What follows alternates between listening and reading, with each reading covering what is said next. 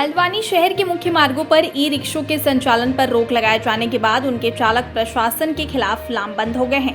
साथ ही विरोध करते हुए जन कल्याण ई रिक्शा समिति के बैनर तले सैकड़ों चालकों ने प्रदर्शन कर प्रशासन के खिलाफ नारेबाजी की। इस दौरान समिति के अध्यक्ष मैसी रानी ने कहा कि एसपी सिटी के एक आदेश के बाद अब ई रिक्शा गलियों में नहीं चलेंगे। इससे बड़ी संख्या में बेरोजगार होंगे। ऐसे में इस रोक को हटाया जाना चाहिए। अगर उनकी मांगे नहीं मानी जाती है तो वह कोर्ट का दरवाजा खटखटाएंगे। वहीं समिति के सचिव स्टैनली ने आरोप लगाते हुए कहा कि प्रशासन ई रिक्शा चालकों पर जानबूझकर कार्रवाई कर रहा है। प्रशासन की ओर से नो एंट्री का बोर्ड न लगाने से पुलिस की कार्यशैली पर सवाल उठते हैं। साथ ही ई रिक्शा संघ के अध्यक्ष महेंद्र बोरा ने कहा कि सरकार इलेक्ट्रिक वाहनों को बढ़ावा दे रही है, लेकिन स्थानीय प्रशासन की ओर से लगातार ई रिक्शा चालकों पर कार्रवाई की जा रही है। आपको बता दें कि एसपी सिटी हरबंस सिंह की एक बैठक में कहा गया था कि ई रिक्शा अब गलियों में नहीं चलेंगे। इसके साथ ही उन्होंने कहा कि ट्रैफिक नियमों का पालन न करने वाले ई रिक्शा चालकों पर कार्रवाई की जाएगी। हिदायत देते हुए कहा कि टैक्सी, टेम्पो, ऑटो निर्धारित मार्ग पर ही चलेंगे। इसके अलावा जीरो जोन में ऑटो और ई रिक्शा की आवाजाही पर भी प्रतिबंध लगाया गया है।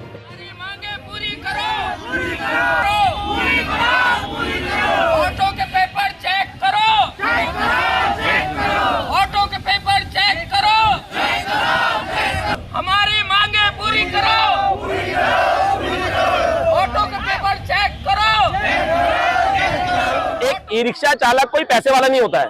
इसने रोज कमाना होता है, रोज खाना होता है। सही है सर, रोज कुआं खोदेगा, रोज में पानी निकाल के पिएगा। आज प्रशासन कह रहा है कि हम लोग ई रिक्शा मुख्य मार्ग की सड़कों से हटा देंगे।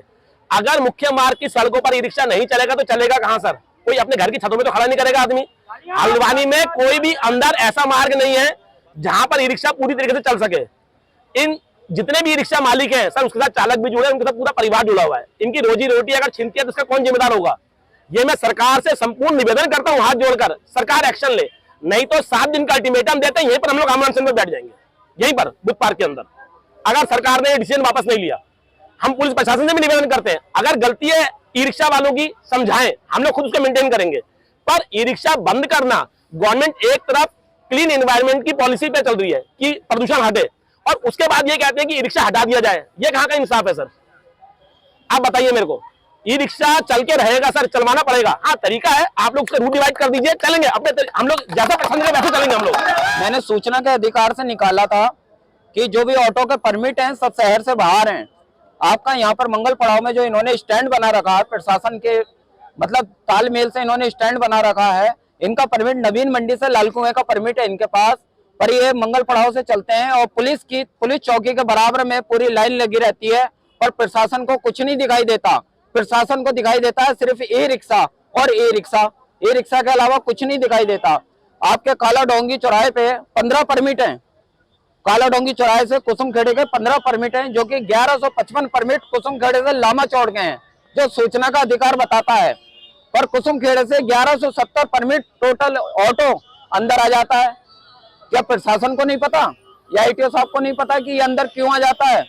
जहाँ के परमिट है वहीं से प्रशासन इसे चलाए। और जब हमारे रिक्शे उन्होंने सर जी ने बोल दिया, कोतवाली से ऑर्डर हो गया कि ये गलियों में चलेंगे और ऑटो स्टैंड पर चलेंगे, तो गलियों में ये कितना कमा सकते हैं, कितना अपने बच्चों को पाल सकते हैं? इन्होंने किराए पे अपने रिक्शे ले रखे हैं, किसी ने लोन पर ले रखे हैं, तो क्या गलियों में चला करके ये उसकी किस्त भर पाएंगे? और जब उन्होंने बोला है कि ऑटो जो है स्टैंड पर चलेंगे, तो प्रशासन मुझे ये बताए कि ऑटो का स्टैंड है कहाँ से? गांधी मंगल पड़ाव से उनका कोई स्टैंड नहीं है, काला ढूंगी चौराहे से उनका कोई स्टैंड नहीं है। मेरे पास सूचना का अधिकार है, उसने RTO ऑफिस से मैंने सारी सूचनाएं निकलवा ली हैं। जो उनका स्टैंड है वो पीली कोठी से है और कुसुमखेड़ा से है, और यहाँ जो मंगल पड़ाव का स्टैंड है वो नवीन मंडी से है। तो जब उनके स्टैंड वहां से हैं तो वो प्रशासन की नाक पर ऑटो चला रहे, प्रशासन उनके लिए कुछ नहीं करता। और ई रिक्शा वालों को कहीं से भी देखते हैं वो उनका चालान कर देते हैं, दुगना चालान कर देते हैं। आज भी किया, रोज रोज उनका चालान कर रहे हैं, इतना परेशान कर रहे हैं। और खुले शब्दों में बोलते हैं वो कि हमारी तरफ से उनको रकम जा रही है, हम पैसा देते हैं प्रशासन को।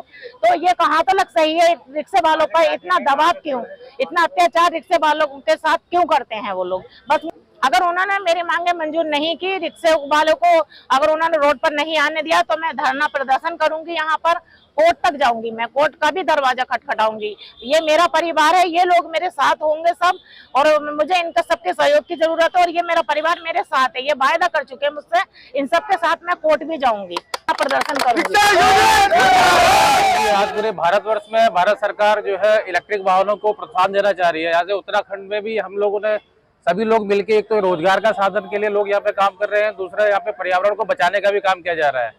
लेकिन जो उत्तराखंड की सरकार, स्पेशली अगर हम बात करें नैनीताल डिस्ट्रिक्ट के जो यहाँ पर जो प्रशासन है, ये लोग जो है रिक्शा चालकों को यहाँ पर रोडों में चलाने से बैन करना या फिर इनको चालान काटना, परेशान करना, इस तरह के कार्य किए जा रहे हैं जो प्रशासन से अपेक्षित नहीं है।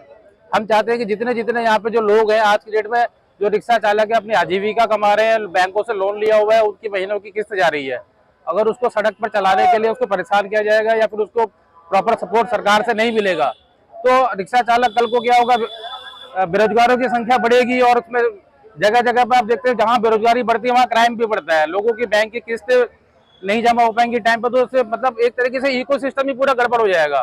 तो हम प्रशासन से गुजारिश करते हैं, रिक्वेस्ट करते हैं कि सारे लोगों का ध्यान रखते हुए इसको पूरा सपोर्ट किया जाए और ई रिक्शा को आराम से भयमुक्त वातावरण में चलाने का मौका दिया जाए।